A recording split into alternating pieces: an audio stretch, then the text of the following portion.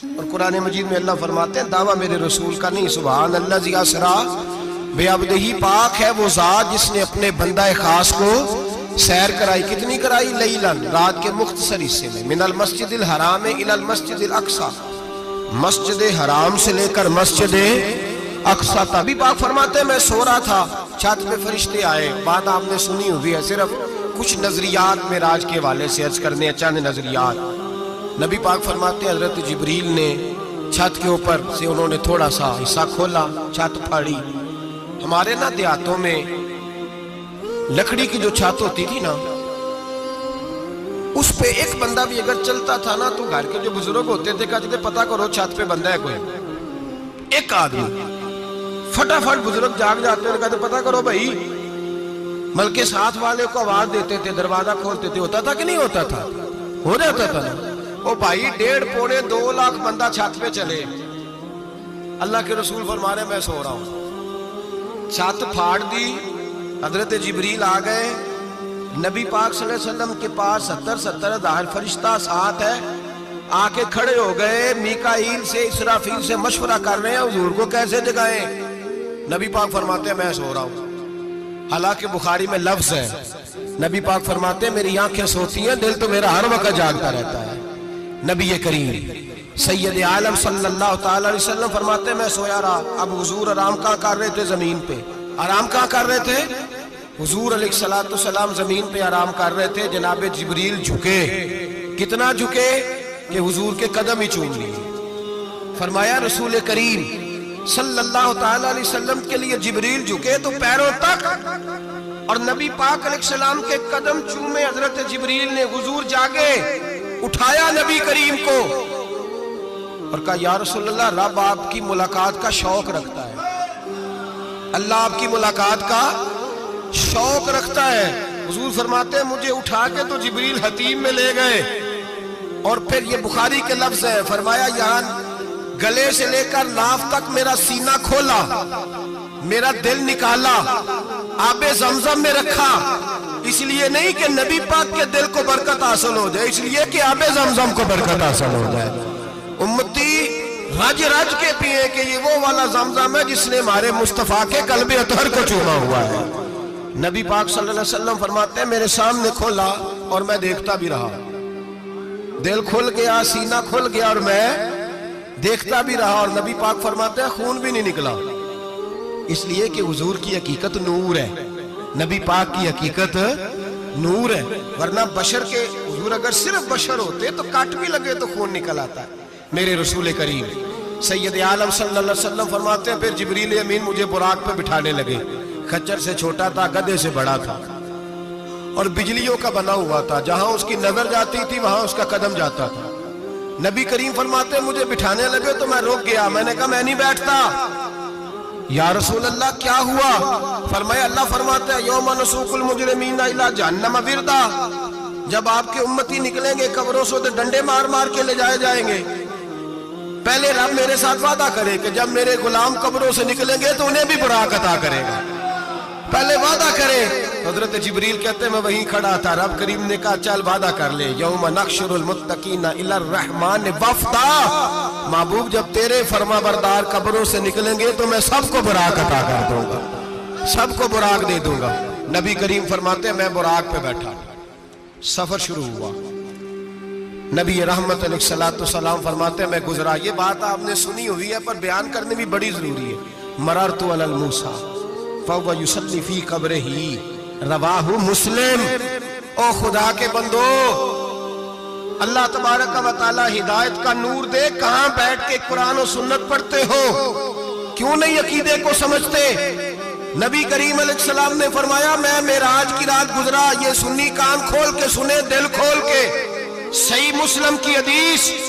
فرمایا میں معراج کی رات گزرا تو حضرت موسیٰ اپنی قبر میں کھڑے ہو کے نماز پڑھ رہے تھے۔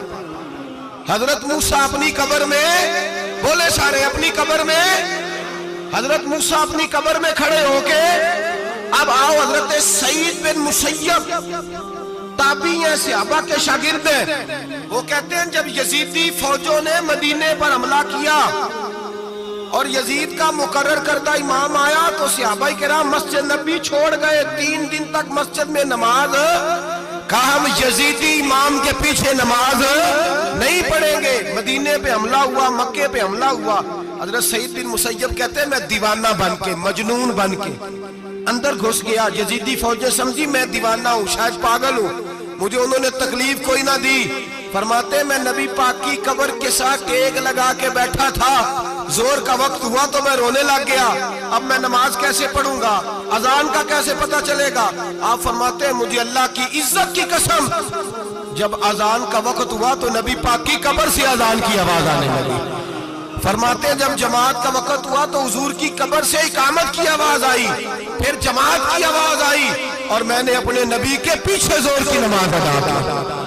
حضور کے پیچھے حضرت موسیٰ اپنی قبر میں نماز پڑھے، اور میرے رسول تو قبر میں جماعتیں کراتے ہیں، حضور جماعتیں کراتے، اور آپ فرماتے ہیں میں 3 دن مسجد، کان کھول کے دل کھول کے سنو، ہم نے کوئی ریڈی میڈ عقیدہ نہیں اپنایا، ہم کوئی دائیں بائیں سے پکڑ کے نہیں لے آئے کہ وہ فلاں آیا تھا بہت بڑا، اس نے جبہ کبہ پہنا تھا تو اس کے پیچھے لگ گئے۔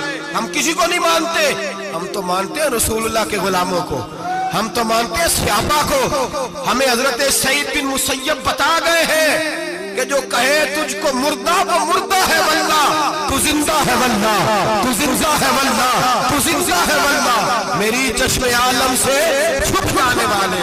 حضور فرماتے ہیں پھر میں آگے بڑھا، مسجد اقصیٰ میں پہنچا، سارے نبی اکٹھے تھے، میں بھی پہنچ گیا۔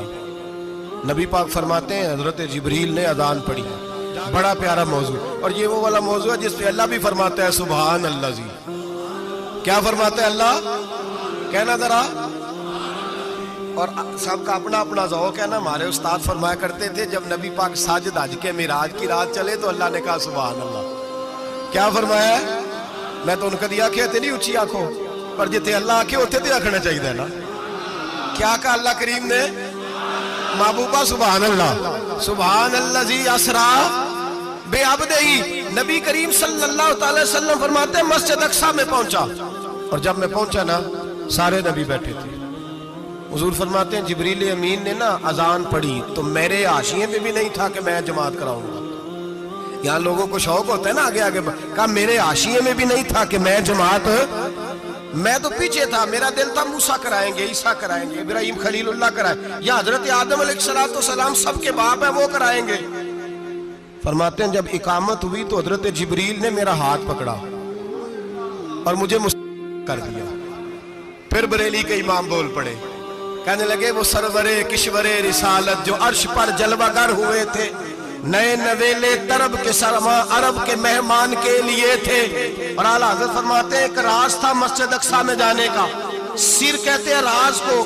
اعلیٰ حضرت فرمانے لگے نماز اقصیٰ میں تھا یہی سر، یا معانی ہو اول آخر، ہیں دست بستہ وہ پیچھے حاضر جو سلطنت پہلے کر گئے تھے، ہیں دست بستہ وہ پیچھے حاضر جو سلطنت پہلے کر گئے تھے۔ نبی پاک فرماتے ہیں حضرت جبریل نے مجھے کھڑا کیا تو میں نے جبریل کو دیکھا، میں نے کہا مجھے کیوں کھڑا کر رہے ہو؟ حضرت جبریل کہنے لگے یا رسول اللہ یہ جتنے پیچھے کھڑے ہیں ان کی بھی خواہش یہی ہے کہ آپ ہی جماعت کرائیں، اور اللہ کی رضا بھی یہی ہے کہ آپ ہی جماعت کرائیں۔ نبی پاک فرماتے ہیں میں نے جماعت کرائی، پھر نبیوں نے تقریریں کی، میری باری آئی تو ایک جملہ کہا تو حضرت ابراہیم کہنے لگے آپ نے تو ایک جملے میں ہی کمال کر دیا ہے۔ کوئی نبی کہنے لگے میں کلیم اللہ ہوں، کچھ کہنے لگے میں روح اللہ ہوں، کوئی فرمانے لگے میں خلیل اللہ ہوں، سب نے اپنی ذاتی بات کی۔ نبی پاک فرماتے ہیں میری بات آئی تو میں نے اللہ کی مخلوق کی بات کی، میں نے مسلمان کی بات کی، مومن کی بات کی، کافر کی بات کی، میں نے سب کی بات کی، ساری مخلوق کی۔ حضور آپ نے کیا فرمایا؟ نبی پاک فرمانے لگے میں نے کہا الحمدللہ الذی ارسلنی رحمت للعالمین، فرمایا اللہ کا شکر ہے اس نے مجھے ساری کائنات کے لیے رحمت بنا کے بھیجا ہے۔ نبی کریم علیہ السلام فرماتے ہیں میں وہاں سے اٹھا، فرماتے ہیں پہلا آسمان، دوسرا آسمان، تیسرا، چھٹا آسمان، ساتواں آسمان پہ بیت المعمور ہے، مومنوں کا کعبہ بیت اللہ زمین پہ، اس کے بالکل سیدھ میں 7ویں آسمان پہ بیت المعمور فرشتوں کا کعبہ۔ میں وہاں گیا تو فرشتے کہنے لگے مولا اپنے حبیب سے کہہ 2 رکعتیں ہمیں بھی پڑھا دے، 2 رکعتیں۔ نبی پاک فرماتے ہیں 2 رکعتیں میں حتیم میں کعبے میں پڑھ کے گیا، پھر 2 رکعتیں مسجد اقصی میں پڑھی، پھر 2 رکعتیں میں نے بولیے 2 رکعتیں